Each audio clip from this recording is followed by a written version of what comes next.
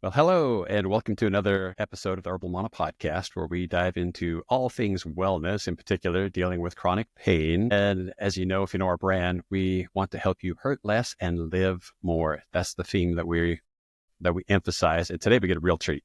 We got an industry leader. We have Leslee Bender. Leslee has been not just in fitness, but in wellness, and she's really made a mark on the industry. Some of the bigger gyms that I visit as I travel have one of her products, which is pretty awesome to see that. And then to have you respond when you reached out was a real surprise and real treat. So Leslee, welcome. Thank you. Hey, let's start there for just a minute. The Bender ball. How did that come about? It's all over the place.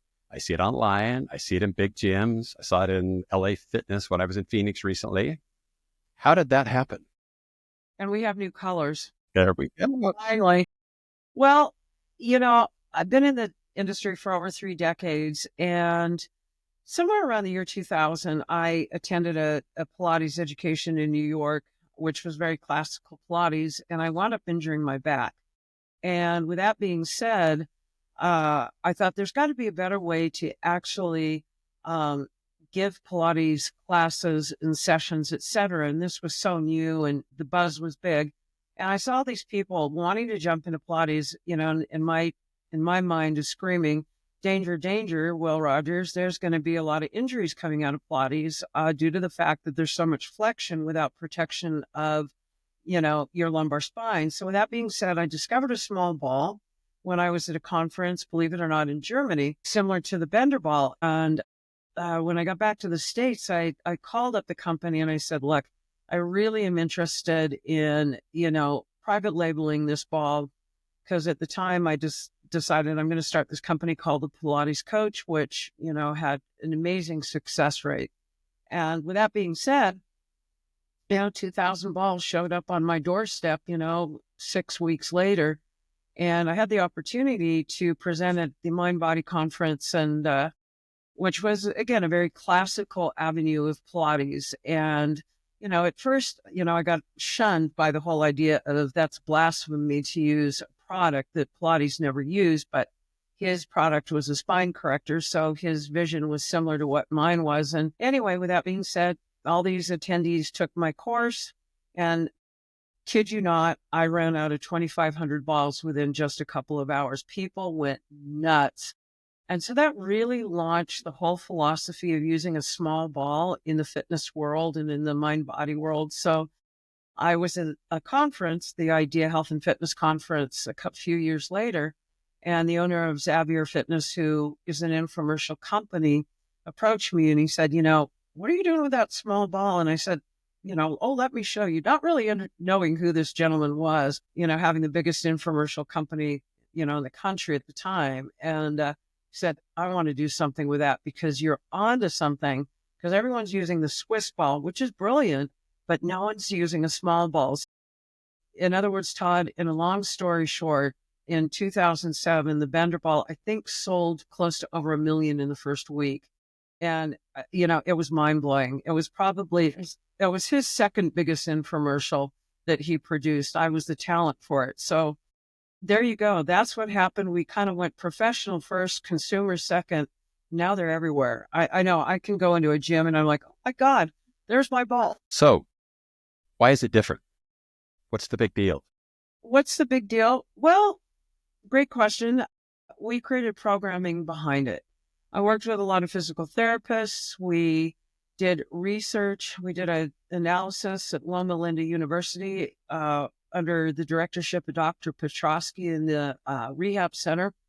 And what we discovered is the activation of the core was 408% higher while you're protecting your back to actually engage, the front of the body, as well as the side being the anterior and posterior part of the body without getting into deep tissue. And what we discovered is that, it's more user-friendly. I mean, like I travel with mine, you can put it behind your back while you're sitting at your desk, which gives you better posture. By using the ball, you're not using your hip flexors so much. And that's the problem with core training. And I see it all the time. I see people laying on their backs doing crunches. And I mentioned earlier, we live in flexion. We don't need more flexion. We need extension and rotation. And especially not only the older population, but the younger population is over their phones 24/7. And we're seeing so many coined as tech necks, right? And we got to get off the floor and quit doing crunches, because at the end of the day, they're really useless. And there's just so much use of hip flexors. And you and I are sitting and talking right now. So while we're sitting, we're shorting our hip flexors. So why make them worse, when you can train so much more efficiently? Does that make sense? It does. So you're saying all that stuff I learned as a youngster in football, doing sit up, sit up, sit up, sit up, was maybe not the best way to go about creating that stability in the core. And I can feel that as I've gotten older, the hip flexor thing really is an issue. I am a desk jockey in large part. I still at the gym 5 days a week, but I can tell you every session I have to work on hip flexors so that I can stretch and extend and get the proper motion back. I started a little late understanding that part of the game, and it's impactful. We all did. We all did. And, even being in this business as long as I have, and I still see, that silly stuff still being done in many facilities. And I cringe, because unfortunately we know so much more now than we did back then. We have science, we have research, we have biomechanics, we have so much information at our fingertips, honestly, that we should be really looking at and saying, how are we training our body for longevity? Are we training to be in pain aesthetically, or do we want to go out and play? For me, I want to go out and play. And, one of the first things that my doctor said, I found a great doctor when I had my knee replacement. The first thing he looked at me, he goes, "You have a tight hip flexor on the left." And I said, "I know." And he goes, "Yeah, well, that's pulling your knee out of alignment. That has a huge influence on the fact that, if you had a misalignment of your knee, and then of course there's a lot of other reasons, but as a runner back when, we didn't think about stretching, or if we did, it was minimal. And again, had I known now, what I was doing then, I would have never done those things. And I could have probably put off a joint replacement. And there's over 1 million now hip and knee replacements. I'm actually going to be lecturing on that at the American College of Sports Medicine in March. And it's crazy. And so much of it is so preventable, but yet we're not listening to the warning signs. I started on that path to knee replacement in high school football, actually basketball. Entered it in football, wanted to play my senior year of basketball, went to my orthopedic surgeon. He's the surgeon at the local university, big university. And I said, "I want to play. What can I do?" And he said, "I've got something for you." And he gave me this wonderful NSAID, non-steroidal anti-inflammatory drug that just masked the pain. And the outcome was, by the end of my senior year of basketball, I had a hole larger than a quarter in the cartilage under my kneecap. So I was bone on bone coming out of high school, because I just took the wrong path. I thought I was taking good advice, took bad advice. I had to rebuild that spring. That's how we know I had that big old hole. That was explaining a lot of the pain. Not a good path to be on when you're 18, but it started the process of learning. Took me quite a few years to figure out what was right, what was wrong. And I found that I wasn't getting what I needed from normal allopathic medicine. I wasn't going to get it from the MDs. I needed to go somewhere else, somewhere outside of that medical. Exactly. After you had your knee replacement, how long until you started your therapy, your rehab? 3 days later. Isn't that awesome? Yeah. Yeah. Well, I had an opportunity way back when. I had the opportunity of kind of working under, but I had the opportunity of being in the presence of Dr. Steadman. And Steadman, of course, being the absolute leader back in the day of the whole envision of, after you've had a knee replacement, you're going to move, as to where, 40 years ago or more, even after having major knee surgery, they wanted to cast you. But I'll never forget being in the room with him, and he had a patient that had just come out of surgery, maybe a few hours prior to, and this is before, tubing. That's long before Spry tubing or, Perform Better or any of these companies. That he got some surgical tubing, made handles out of it, and jerry-rigged this thing to get his patient to move his leg. And that's pretty brilliant. And my doctor, he said, you need to decide what is it you want to do before we even do the surgery. And I said, And this, at the time I lived in Florida, and I said, I want to be back on my water ski. And he goes, well, when do you want to do that? And I said, when can I? And he said, you push it and you work at it. You're going to be skiing in 3 months. And I was, to the day I was back on my skis, Chain. And When I had my knee surgeries, I got my left knee rebuilt as a sophomore in high school and a senior. Asked hip to ankle for a month, another month off before therapy. It's a long, slow process. And in the meantime, a lot of bad things happen. Adhesions build up, muscle atrophies away. It's not good. So the movement becomes really important, which is part of what I like with your material. There's so much emphasis on proper movement, but especially movement, getting up and doing something, not just, well, in my case, aging without really keeping the movement, flexibility, strength going. well, I have to give credit where credit is due. As a graduate of the Gray Institute, Gary Gray, who is kind of known as the father of function, I studied under him for years actually. And I love the phrase, create a conscious movement for a subconscious result. So in other words, training people how to squat with a hinge is something very simplistic. Yet you see people squatting up on their toes and driving their knees over their toes and all these silly exercises. And I think to myself, that's not function. When we train, the body to, have this thing called memory, it's like, oh, I know how to do that. Then we're training for function and training for longevity, and training, like you said, to be pain-free is vitality. And as we all know, when you're in pain, emotionally, physically, etc., your quality of life has become compromised, right? And so again, we look at what you're doing with your products and the combination of myofascial work that I'm developing with functional movement is very, very unique and different to just saying, oh, let's get a foam roller out and roll around on it without really understanding the intention of what the benefits are of myofascial work. My first introduction to myofascial work was the foam roller. It was miserable. Had a trainer who knew a little, but not a lot. But man, it hurt like heck, and we didn't make a lot of progress. It was with time that I started to understand how to go about it. Now, could you explain what's going on with myofascial release and what is the fascia? Why is it important? Why do folks need to understand what it is and what it does? So if we were to look at this model, You were ready. oh, you got it, So if we look at this model, basically, Thomas Myers has the term of this thing called tensegrity. And our fascia really surrounds all the other tissues in our body. That's including our bones, our tendons, the ligaments, et cetera, et cetera.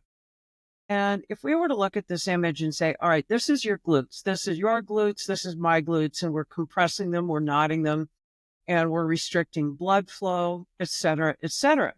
So then when somebody is sitting for a long period of time, they have restricted movement. But if we look at the term motion is lotion and we start to actually pump into the tissue movement, hydration, myofascial relief, we start to create this thing called elasticity in the tissue, if that makes sense. And fascia is a buzzword now, this big. And seeing as how we as humans are about 70% water, we're not breaking the tissue down, we're reorganizing it.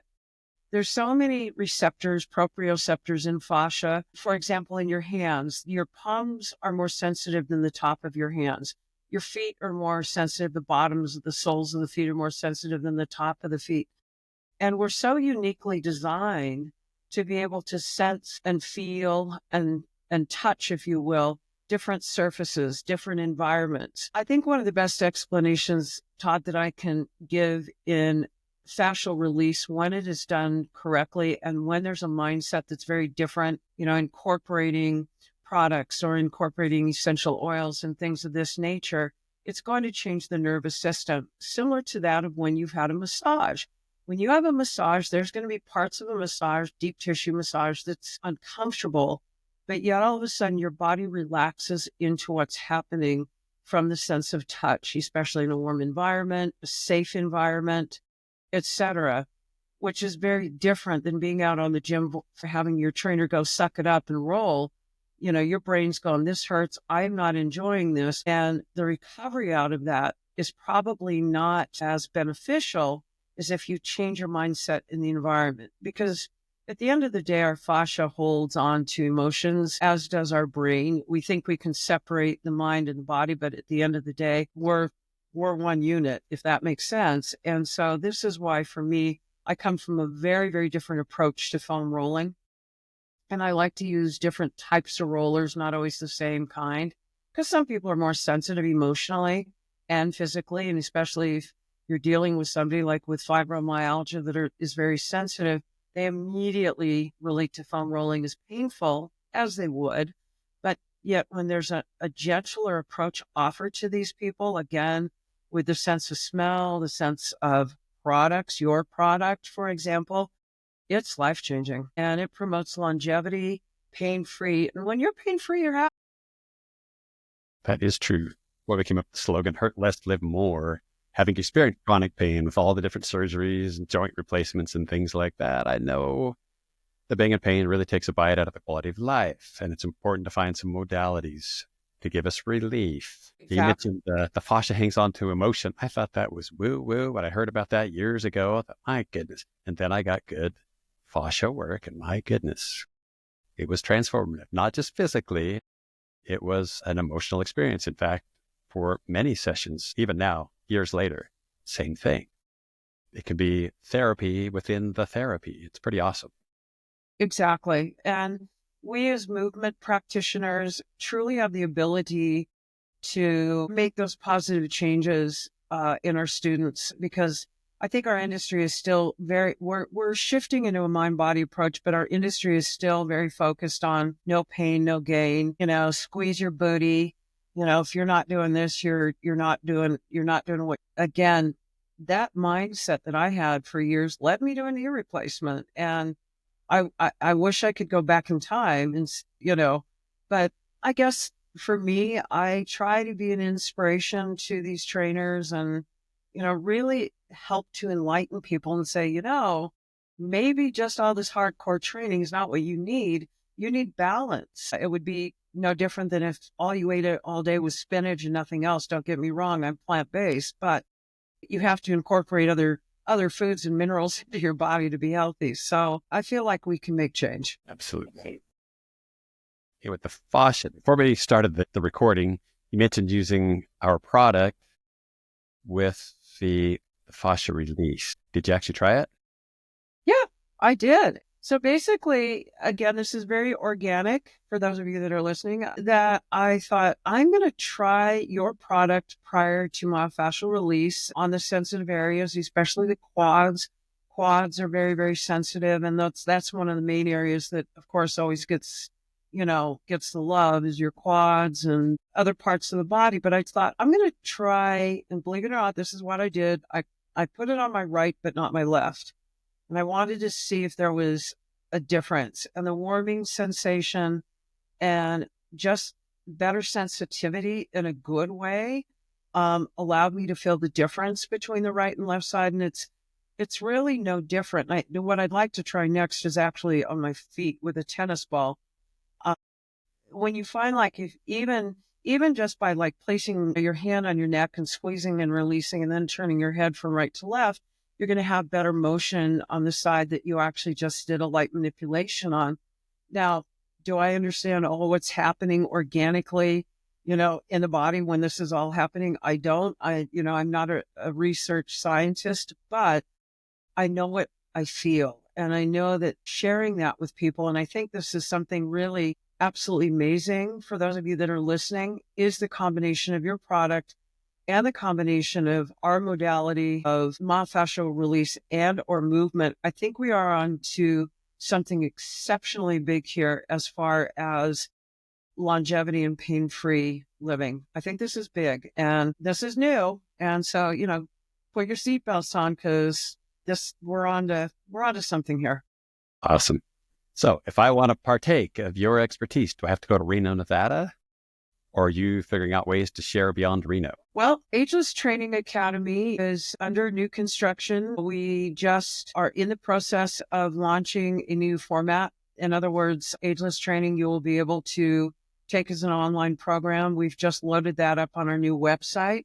We've just made a shift onto a new platform, if you will. And what you will see, and this is how things happen, when you find that something works and it's fantastic, is what we will be loading onto this new platform is lots of workshops and lots of tips and techniques. We also have our ageless training on YouTube. So we have a YouTube channel now, and you'll see all these different things coming up here in this year in combination of what you do as well. So forming this collaboration is very, very exciting. Yes, it is. I love that you're working on deliverables so that somebody can jump online and get something usable. They can take it, go to the gym, stay home and use it, but have something usable. And it's not a book, which I'm kind of relieved. I have a hard time picking up a book, consuming the book, and then going to the gym with the book. It still has its place. I consume a lot of books, always have a couple books going. But when I get into the exercise stuff, I need to see it. It's so much easier if I can see either with an instructor or recorded with an instructor. So somebody's really coaching me through the process. If I'm looking at the printed page, I have more trouble with the printed page when I'm talking function. So I think that's awesome. Really exciting. Well, and the other exciting part too is so much more that we will be doing virtually. As we all know, COVID, absolutely reinvented the way that we deliver programming, and that you and I are talking right now. I just did a training last week and I had people from all over the country. So with that being said, I can be wherever you need me to be. Let's put it that way. So even though I'm still doing quite a few events in person, I'm doing a lot of events virtually as well. The one silver lining through COVID. It was a bit of a shift. That's it. People will look at that and what they want to do to consume some of the content. So one very, very nice silver lining, if there is one. That's it. Yep, indeed. Do you have any upcoming events, public events? Yes. The first one that will be coming up is in March, and that'll be in Denver, Colorado. And that's going to be through Idea Health and Fitness, partnered with the American College of Sports Medicine, their summit in Denver, Colorado. That is next month. I'll be attending IRSA. I'm not a speaker. That's going to be in Las Vegas next month. We will be putting a lot of our training programs will be going up on our website here in the next week.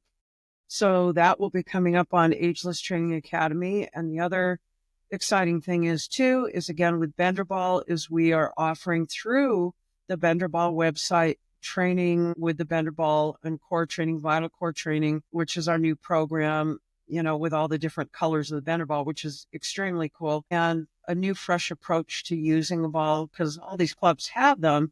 And a lot of times I'll walk in and notice they're kind of deflated, thinking, they're not using them. So my goal is to truly offer this program for trainers to go, this is cool. I never thought that I could use it this way. So lots of good things coming up that will be up on our websites here in the next couple of weeks. All the different dates coming up. I like that.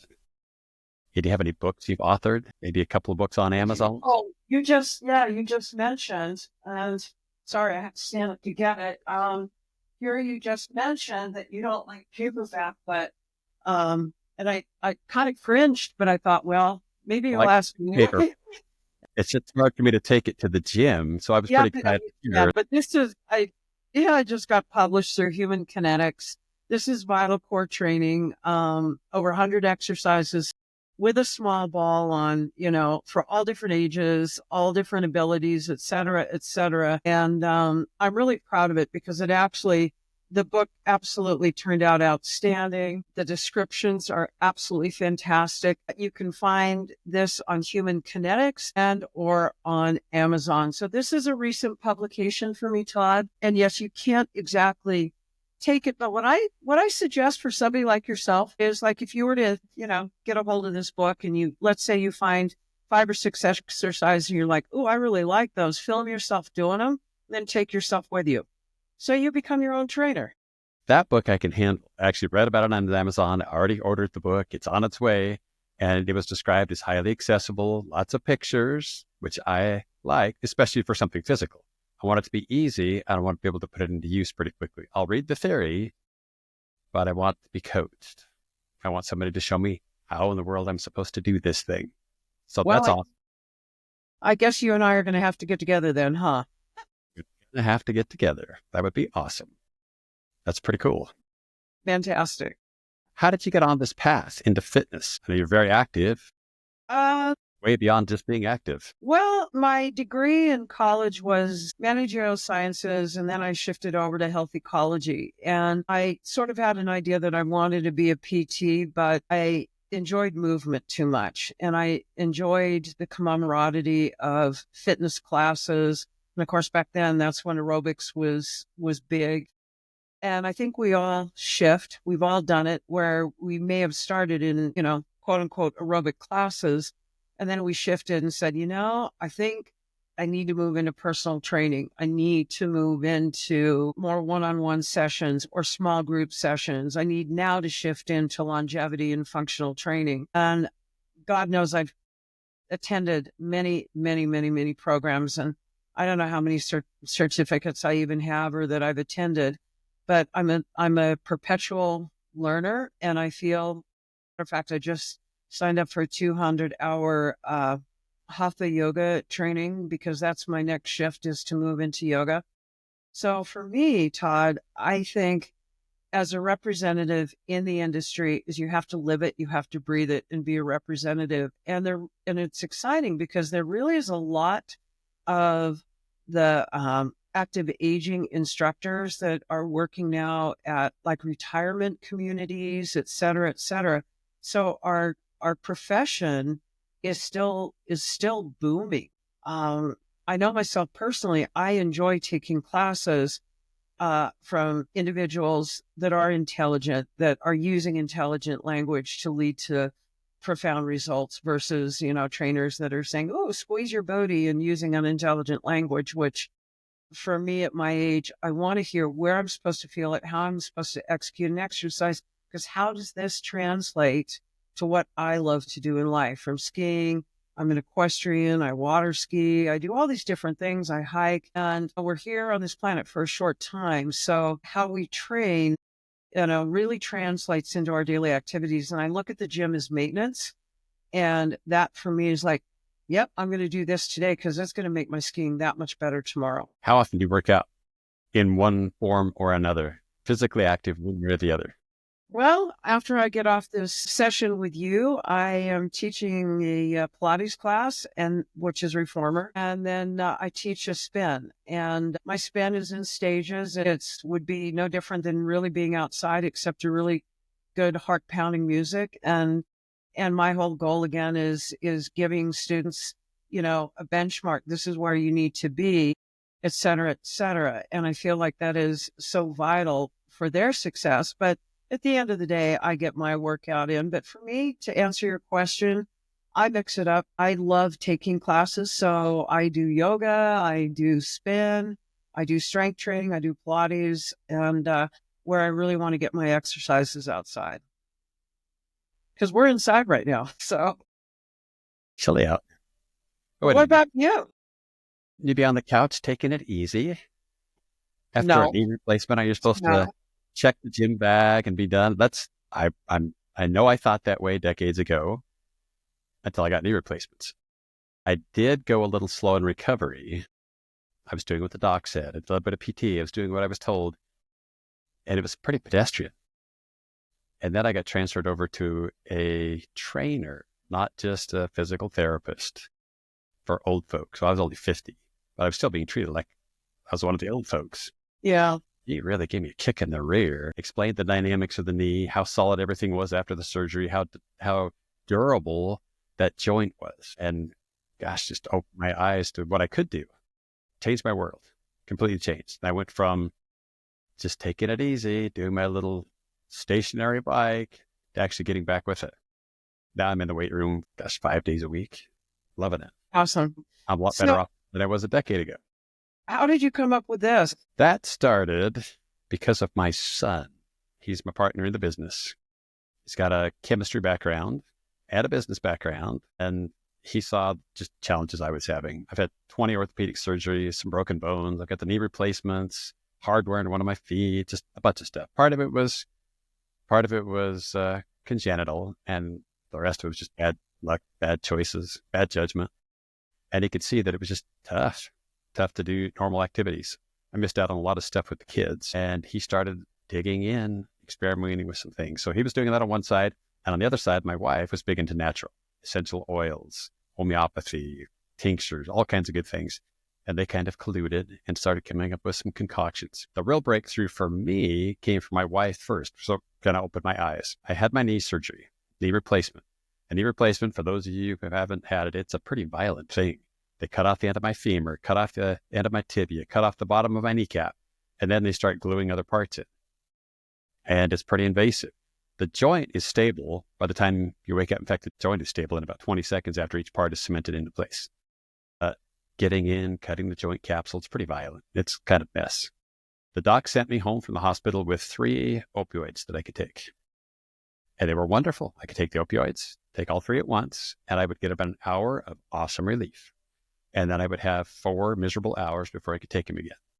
So my wife said, that is not working. She got out this cream that she'd made up, which has a variety of essential oils. It's a nice base. And then frankincense and wintergreen. She'd rub the cream on, then the wintergreen, then the frankincense. I would get 3 to 4 hours of genuine relief, as effective as the opioids without the crap that you get with the opioids. That's when we knew we were on to something. A lot more powerful than I was giving it credit for. From there, we launched the science, started working with labs, and then started doing the formulations. And it's been pretty darn exciting. And we've even paired up with a few folks. Just this last weekend, I was in Philadelphia with an MMA kind of group. We're doing products for them. They want it for their fighters. Now they want it for their fan base. And now a bunch of gyms want to pick it up. It's kind of interesting. Not exactly my crowd, but dang, they were fun to hang out with. True athletes, real athletes, hardcore, hard training, crazy athletes. And we got to test the product on a whole bunch of them over the weekend. And we got rave reviews. And we knew we would, but still it was fun to see. That's awesome. Well, same thing with me. The doctor sent me home with opioids. I took one and the rest went down the toilet. And I hobbled into his office about 4 days later. And he goes, man, your swelling's not bad. He goes, what are you doing? I said, moving. Well, I'm juicing. And so I am big on anti-inflammatory nutrition and I juice every day. And I gave him some of my juice and he goes, God, this tastes terrible. I said, I didn't say I wanted you to drink it for taste, but I was absolutely mortified to see what the nutritional program was at the hospital. I mean, everything on their menu is post-surgery was all created inflammation from, mac and cheese. It was horrific. And I thought, it's, and this is why I think, our country is so addicted to pills. And I know that's another subject. Again, he's like, well, how do you feel about writing some stuff for us for Orlando Health? And I did, because he could not believe that my swelling was so low and I had that kind of mobility only a few days later, because I went right to work. I went right to work. Part of the problem is in this school, the doc didn't get training on nutrition. They don't talk about what goes into your mouth. No. They just don't cover. I've got buddies that are MDs and they talk about what they got. I expected at least a class for a semester. No, they got hours of training, not a semester. No. Weeks and months, hours of training. That was it. Well, I guess at the end of the day, that's where you and I come in, is whether it's pre or it's post-surgery for a lot of our clients. And just yesterday alone, I had over 100 clients yesterday. I mean, that's a big day for me. That's classes primarily. And, again, having this in my hand, I already know that people are going to want it. And especially people that are coming primarily to Pilates, they're coming there because they know the benefits of it. They know that it helps them get out of pain. And movement is one thing, but you have to go the other steps, whether, it's this, whether it's your nutrition, because you can't come in and do a Pilates class and then, go have a hamburger and fries because you've just undid what you just did. So to me, with that being said, I think we're on to something very big here and it's very exciting. Yeah, I love what you're doing. Love that approach to function and movement and wellness and excitement. I like the energy that you bring. I've watched some of your videos. I've consumed podcasts and all kinds of other content. Always the same level of excitement, same genuine interest in wellness, which is wonderful. Well, thank you. There's just such a need. Well, let's go change the world, friend. I'm ready to change things up. How about you? Before I change it, I've got one more question. I did a little research on your name. I thought, gosh, how could she possibly be into motion and flexibility and have a name like Bender? Is that a stage name? Is it an assumed name? No, it looks like the real thing. It's the How real lucky is that? thing. How awesome is that? Well, I always got teased in high school if you can't move or bender. So Yeah, it is my inherited family's name. that's I cool. assume we're descendants of Germany because Bender is German. A British mother and a German descent father, I assume. But with that being said, I know it's what can I say? That's my name. And when we were trying to come up with a name for the ball, there was a woman in New York, just brilliant. She did a lot of things for Xavier Fitness as far as her brilliance in marketing. They were trying to think of, the little stability ball or something. And she came back to Jeff and she said, call it the Bender ball. Done. Good call. Great I call. didn't come up with that. And I'm just like, okay, that's brilliant. The rest is history. Any idea how many have been sold over the years? I have no clue. It's got to You be. know, I see I, them all over the place. they're everywhere. And what's amazing is I walk into a convention and I would have never dreamt that my product would be part of something as big as Idea Health and Fitness and being used by hundreds of thousands of trainers. And I feel honored. You know, it's, it's never for me. It's never been about the money. It's always been about if somebody comes up to me and says, I've been using your ball and my back doesn't hurt anymore. I mean, that's one person I've helped. And if that's the only person I've helped, I feel pretty doggone lucky. And I think that a lot of people are in this profession for that very reason, is they truly want to help people. A lot of people are in it for the money and et cetera, et cetera. But I think that when you love what you do, everything falls into place, and I've had my challenges. Don't get me wrong. I mean, there's been a lot of ups and downs in my life, as you have as well. And it just makes you that much stronger. I'm looking forward to seeing you roll out all the new rebranding, the new material. It's going to be a good Thank year. you. Going to be awesome. Thank you. Well, I look forward to collaborating with you and doing something pretty magnificent with your amazing product and with what I'm doing. And, and let's heal some people and make the world a better place. Amen. That's awesome. All right. Well, Leslee, I appreciate your time. This has been great and informative. Folks, if you like it, if you like the material, check the show notes. We'll tell you how to connect up with Leslee. This is going to be awesome. She does have a lot of good material. Sorry, I kind of stepped on your toes with the books, but I was pleasantly surprised to see how accessible the book was, how well it was received. That part's awesome. And then I love the video content. I love the Thank effort. you. That is wonderful. Very accessible. I can go to the gym, take my phone. I've got it. Yeah. We're just going to film you doing it. All right. We want to get clients. We don't want to turn them away. Oh, gosh. All right. Well, thanks, Leslee. It's been a pleasure. All right. All right. Hang around for just a minute.